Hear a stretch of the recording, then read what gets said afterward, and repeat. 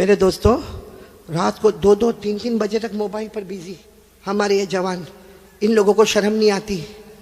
अभी अभी अभी मौलाना सोहराब साहब, एक वाकया मेरे साथ आया कि मैं हमारी बिल्डिंग से गुजरात में, मैं गुजरात का रहने वाला, मैं अपनी बिल्डिंग से ऐसे नीचे उतर रहा था। एक लड़का जो मेरे हाथ पर बैत हुआ है, अब वो रोजाना बेचारा मेरी खिदमत करता, कब मैं जैसे उतरा वो बिल्डिंग के नीचे बैठा मोबाइल पर कुछ कर रहा था। उसको यही पता नहीं चला कि मैं आया और मैंने सलाम किया, अस्सलाम वालेकुम। उसको ये भी नहीं मालूम कि कारी साहब ने मेरे को सलाम किया। मैं जब बाहर चला गया, मेरी गाड़ी की तरफ गया, फिर मैंने कहा नहीं, इसको वापस जाना चाहिए, इसने मेरे सलाम का जवाब भी नहीं दिया, इसको पता भी नहीं चला ये मुझसे बैत हुआ है, ये रोजाना कितना जिक्र करता है, ये रोजाना कितनी मर्तबा दरूद पढ़ता है। मैं फिर वापस आया और आकर मैंने फिर कहा अस्सलाम वालेकुम। अब इतना जोर से कहा कि वो चौंका, और चौंकने के बाद वो मोबाइल हाथ में था। मैंने कहा क्या हुआ? अच्छा, मैं एक बात आपको ये बताऊं कि जब मैं आया ना तो इतना बिजी था मोबाइल में, वो तो मेरे सलाम करने पर चौंका, वरना इतना बिजी था यूं करता था, जीत गया, मैं जीत गया, मैं जीत, अकेला अकेला जीत गया। भाई कोई सामने हुए तो आदमी जीत जाए ना, अकेला अकेला जीत गया। तो मैंने उसको कहा अस्सलाम वालेकुम व रहमतुल्लाहि व बरकातहू। अब वो चौंका। मैंने कहा क्या कर रहे हो? अब वो पहले तो छुपाने की कोशिश किया। मैंने कहा देखो सही सही बताओ ये सब क्या हो रहा। तो उसने कोई गेम का नाम लिया, मैं भूल रहा हूँ। हाँ, ये देखो किसी को याद है, कोई बहुत होशियार है यहाँ पे। वो गेम का नाम लिया, पबजी कुछ नाम लिया उसने, और मुझे कहा कि मैं इधर बैठा हूँ, एक जो है वो गुजरात के दूसरे किनारे पर बैठा है, एक महाराष्ट्र बंबई में बैठा हुआ है, एक जो मेरे साथ में खेलता है वो कहीं और इलाके में। तो मैंने कहा ये है क्या? तो उसने जब मुझे बताना शुरू किया, मुझे ज्यादा समझ में नहीं आया, लेकिन अल्लाह की कसम उसने एक बात मेरे को बताई। मैंने कहा तू जोर जोर से चिल्लाता था मैं जीत गया, यहाँ तो कोई है नहीं, तू कैसा जीत गया? कहा नहीं मौलाना, वो मैंने एक बटन दबाया, वो बंदूक से गोली निकली, सीधे जो टारगेट था उस पे जाकर लग गई, 1000 पॉइंट मेरे को मिले। मैंने कहा तेरे से बड़ा बावला कोई नहीं होगा। मैंने कहा दुनिया में पावली देखा था, लेकिन ऐसा पावला कोई नहीं देखा मैंने। यहां भी बहुत सारे पावले बैठे होंगे मोबाइल पर। और मुझे कहा, मैंने कहा कितना टाइम कितना लगता है ये पबजी जो आप खेलते हो, इसमें टाइम कितना लगता? कहा मौलाना एक मर्तबा इसमें एंटर हो जावे फिर निकल नहीं सकता। और फिर कहा कि मौलाना कभी 4 घंटे, कभी 5 घंटे। अल्लाह अकबर। मेरे प्यारो कलकत्ता वालों, साबरा वालों, मैं आपके सामने भीख मांगता हूं, अल्लाह के वास्ते ये काम मत करो, कहीं ये मोबाइल हमको जहन्नम में तो नहीं ले जाएगा। मैं जो मदरसे में काम करता हूं ना, वहां अभी तक में 27 से 28 डिवोर्स, तलाक के केस आए, और हमने जब उसका ऑपरेशन किया कि डिवोर्स हुआ क्यों, ये औरत तलाक क्यों मांगती है, ये औरत इसके साथ रहना क्यों नहीं चाहती है, तो नतीजा निकला वही मोबाइल। बोलो नतीजा निकला वही, ये मोबाइल में झूठ बोलते, जीना करते मोबाइल में, ये मोबाइल में कीमत होती है। अरे मेरे दोस्तों, ये मोबाइल में जुआ खेला जाता है, ये मोबाइल में गैम्बलिंग होती है, इल्जाम लगाते, तोहमत लगाते, किसी को ब्लैकमेल करते। मेरे दोस्तों, ये मोबाइल का जवाब हम कयामत में अल्लाह और हमारे नबी के सामने क्या देंगे? ये लोहे का टुकड़ा है या जहन्नम का टुकड़ा है? मेरे दोस्तों, जिसको देखो पूरा दिन मोबाइल पर बिजी। अशरफुल भाई, मुख्तार भाई, जवान की बात नहीं करता, बुड्ढे भी आंखों का ठिकाना नहीं। बुड्ढा कमीना, कम बखत कहीं का। मेरे प्यारों में सही कह रहा। अच्छा एक बात मैं आपको बताऊं, मेरे को इंसाफ से जवाब देना। अभी मोबाइल में गंदी गंदी क्लिपें आती है। हाँ, एक लड़की नाच रही है, आधा कपड़ा पहनी है, और वो इतना गौर से देखता है, यूं करके देखेगा जैसा उसको मिलने वाली अभी, इतना गौर से यूं करके देखता जाएगा। अच्छा, देखने के बाद फिर क्या करेगा मालूम? अपने दोस्त को फोन करेगा, हेलो मेरे पास बहुत अच्छी क्लिप आई है, तेरे को भेजूं? वो नालायक कमबख्त तैयार बैठा है, कहता है भेज। इसने बटन दबाया, क्लिप वहां पे गई। 10 मिनट के बाद वो फोन करता, क्या हॉट फिल्म भेजा तुमने, क्या हॉट भेजा। और फिर वो क्या कहता मालूम? मेरा नेटवर्क तो बहुत लंबा चौड़ा, एक बटन दबाऊंगा 200 जगह पर ये लड़की का फोटो चला जाएगा, ये आधा कपड़ा पहना हुआ फोटो चला जाएगा, ये नाचता हुआ फोटो चला जाएगा। मेरे साबरा वालों, आज अल्लाह को हाजिर नाजिर रखकर बताओ कि ये इस तरह की गंदी क्लिप हम देखते हैं। अल्लाह को हाजिर नाजिर रखकर बताओ, अगर वो हमारी बेटी होती तो, जिस लड़की का आपने भेजा फोटो, अगर वो हमारी बेटी होती, आप करते ऐसा? नहीं, ईमान से बोलो ना, अगर मेरी और आपकी बेटी होती करते ऐसा? अरे हमारी बहन होती करते ऐसा? हमारे घर की बहू और इज्जत होती, हम लोग करते ऐसा। अरे अगर हमारे घर की माँ होती, हम करते ऐसा। तो जिस लड़की का आपने भेजा है उसकी भी तो कोई माँ होगी, उसका भी कोई भाई होगा, उसके ऊपर भी तो कुछ गुजरती होगी। और मेरे दोस्तों, हमको क्या मिला? लड़की मिल गई, क्या मिला? क्या हमको सिवाय हमारी ताकत खराब होने के, सिवाय हमारा पावर खत्म होने के, और क्या मिला मेरे प्यारों? हमको हमारे हाथ में मोबाइल ने क्या दिया? न दुनिया दिया, न आखिरत दिया। अल्लाह की कसम कुछ नहीं दिया, मगर जहन्नम का फैसला जरूर करवा के रहेगा। इसलिए मैं आपसे हाथ जोड़ता हूं, अपील करता हूं आपसे, मेरे जवानों, ये पबजी छोड़ दो, ये मोबाइल का गंदा खेल खत्म कर दो। मोबाइल बहुत अच्छा है, बहुत अच्छा है भाई। मोबाइल इतना अच्छा कि हमें उसमें कुरान पाक सीखने का मौका मिलता, उसमें हदीस पाक मिलती है, हमको उलमा की बातें मिलती है, हमको नज़में मिलती है, हमको नात मिलती है। लेकिन मेरे दोस्तों, यह हमारा मोबाइल जिसको हमने नापाक बना दिया, गंदा बना दिया, सिवाय गुनाह के उसमें कुछ नहीं होता।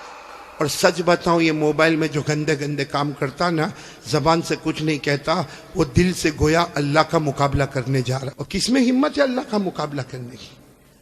इसलिए मेरे प्यारों, मेरी पहली बात बिल्कुल यकीन में रखो, अल्लाह का मुकाबला नहीं बोलो ना, अल्लाह का मुकाबला।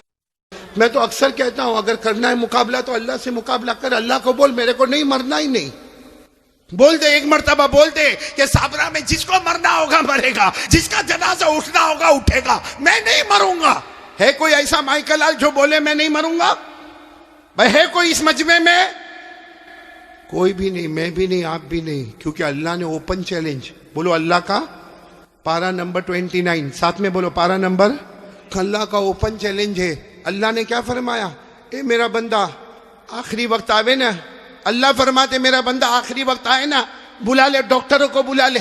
अल्लाह कहता हकीमों को बुला ले, अल्लाह कहता वहीदों को बुला ले, अरे अल्लाह कहता तबीबों को बुला ले, अरे वो अल्लाह कहता तावीज वाले बाबाओं को बुला ले, अल्लाह कहता सबको बुला ले। आज सबकी ताकत तुझे बचाने की होगी, और अल्लाह कहता मेरा फैसला तुझे मौत के घाट उतारना होगा। अल्लाह कहता मेरी कसम, सबकी ताकत पीछे होगी, मेरा फैसला तो मरना तो ही हम सबको।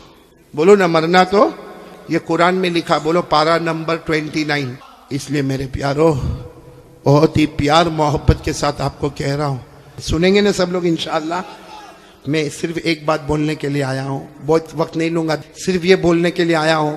आप कलमा पढ़ते हो, बोलो माशाअल्लाह, नमाज भी पढ़ोगे, बोलो इंशाअल्लाह, रोजा भी रखोगे रमजान में इंशाअल्लाह। एक गुनाह मेरे प्यारों, एक गुनाह ऐसा है जो मौत के वक्त कलमा भी नसीब नहीं करता। सुन लो साबड़ा वाले, सब सुन लो, वो गुनाह कौन सा है? अगर मेरी और आपकी माँ नाराज है या बाप नाराज है, अल्लाह मौत के वक्त कलमा भी नसीब नहीं करेगा। इसलिए मैं तमाम से कहूँगा, अपनी माँ से माफ़ी मांग लो भाई, अपने अब्बा से माफ़ी मांग लो। बहुत सारे यहाँ जवान बैठे, अरे मेरे को मालूम नहीं ये कैसे अपनी माँ को गाली देता है, माँ को डांटता है, माँ को धक्का मारता है, माँ के ऊपर हाथ उठाता है, माँ को कभी कभी कहता माँ तेरा घर नहीं, अपने घर चली जा। क्या है मेरे दोस्तों? नहीं सच बताओ, ये हमारा ईमान है? वो हमारी माँ जिसने 9 महीने तक हमको पेट में रखा, वो हमारी माँ जिसने कितनी दर्द के साथ हमें जना, वो माँ जिसने 2 साल तक अपनी छाती से लगाकर हमको रखा, वो माँ कि हम कितनी भी गलती करते थे वो बेचारी हमको नहलाती धुलाती, पेशानी पे बोसा देती। आज मेरे दोस्तों, हमारी जबान पर एक बात है कि मेरी माँ सो गई, रात को 10 बजे दरवाजा बंद करके सो गई। मेरे दोस्तों, वो सोती नहीं है, रातों को बिलक बिलक के रोती है और अल्लाह से कहती है अल्लाह 6 बच्चों को बड़ा कर दिया। 6 बच्चे मिलकर एक माँ को नहीं संभाल सकते। मेरे प्यारों, एक बात का मेरे को जवाब दे दो, हमारे नबी से बढ़कर कोई नबी?